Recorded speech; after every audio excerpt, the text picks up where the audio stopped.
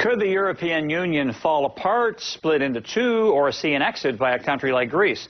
Our next guest thinks the logistics of printing a new currency could keep the beleaguered monetary union together. For his case on why the likelihood of a fractured Eurozone is pretty low, we turn to Chad Wazilenkoff. He's CEO of Fortress Paper. He is in Vancouver. Hi, Chad. How are you today? Hi, I'm great. And yourself? I'm good, thank you. So why do you think that the actual physical printing of money may be a deterrent to the Eurozone actually breaking up? So typically a national bank will take anywhere from 3 to 4 years to design and develop a new currency to be able to push it out into circulation in a normalized fashion. Under a crisis mode, such as we've obviously seen in the recent time with Iraq or going on now in Libya, again, it still takes a minimum of 12 months to push out a new currency. First, you have to design and develop it, implement new security features that are industry specific. All those have to be assembled prior to being shipped over to the paper maker, which is where we operate. Then they're put together there, which can take 3 to 4 months. Then they get off to the security printer, and then again they go through 6 or 8 processes there. And again, that whole thing takes a year to build up enough reserves and push it out into the economy. So when we look at the Eurozone, it is very challenging to even contemplate the logistics behind that. It could be easier if one country, such as Greece, as you mentioned, were to fall off. But if the whole thing were to come crumbling down, it's just not logistically possible. Now, when you mentioned Libya, they are still using currency with Gaddafi picture on it, and in Iraq for a time, after Hussein went down, the currency still had his picture on it, did it not? So that sort of goes to your point that it doesn't happen overnight to change the currency. No, exactly. The people of those two particular countries obviously did not want to see their previous leaders on their banknotes and carrying them around in their pockets, but they really had no choice.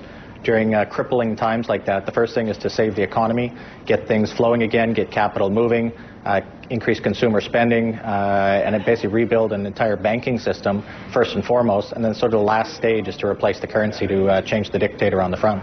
Now, Chad, your company has a Swiss subsidiary, I understand, and it's involved in the printing of currencies. Could you explain its operations?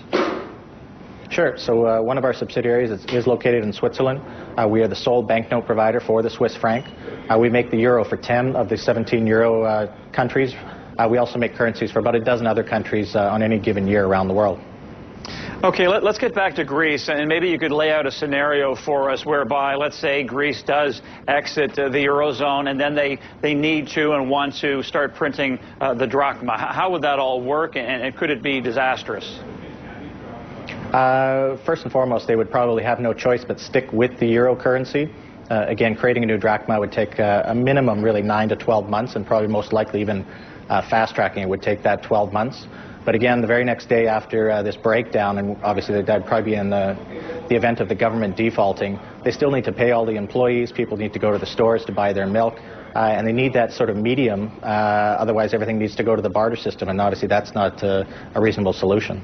What about, well, actually, let me get to this question. We've heard from Nicolas Sarkozy on a number of occasions, the president of France. He used the term two-speed Europe or a two-zone Eurozone. He's speaking more philosophically. But what if it happened in a concrete sense? Which currencies would which countries use? How would that work?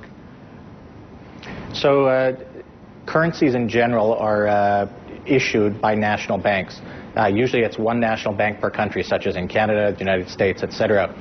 In a monetary union like we have over in the EU, it is a collective group of governments that form that. So no one government has ownership, so to speak, of the euro.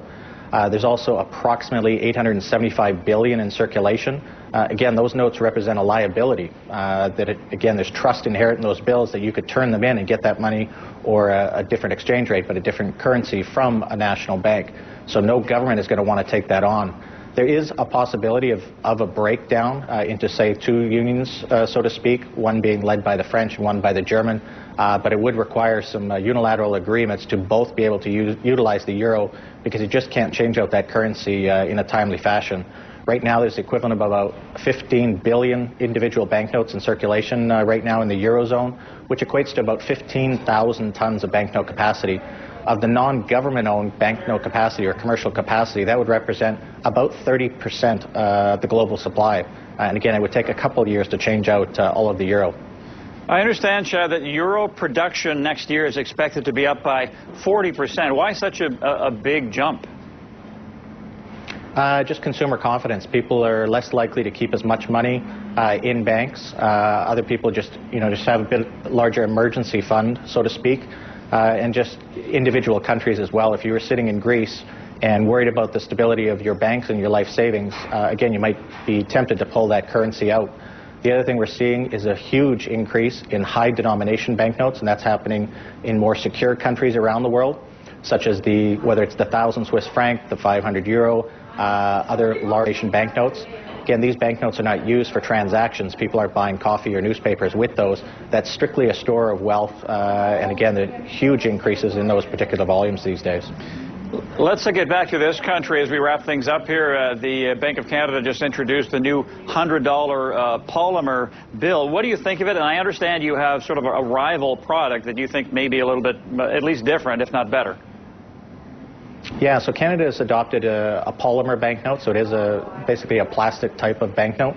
It definitely has increased durability, and industry-wide it's believed to have a lot less security. But the economies make sense because those banknotes can last in circulation a lot longer. With these new polymer notes, though, you can't have a lot of the traditional security features you would find throughout the world, such as the watermark when you hold it up to the light, the embedded threads, which most banknotes now have in place. But again, you get some transparent windows and a few other features with it. We've created a new product. It's called DuraSafe, where we take two thin sheets of banknote paper, we bond them together, and we cut holes in it just before bonding it together. We put molten polymer in the middle. What we end up with is a much more durable product, similar to what Canada is going with, but it still has the same look, feel, and touch of a cotton-based banknotes, and still all the level 1 or high-level security features that you traditionally find in banknotes. Well, Chad, I think we all got educated today on currencies and how they're made and so on. Thanks a lot for your time today. Thanks for having me. That was Chad Wazilenkoff.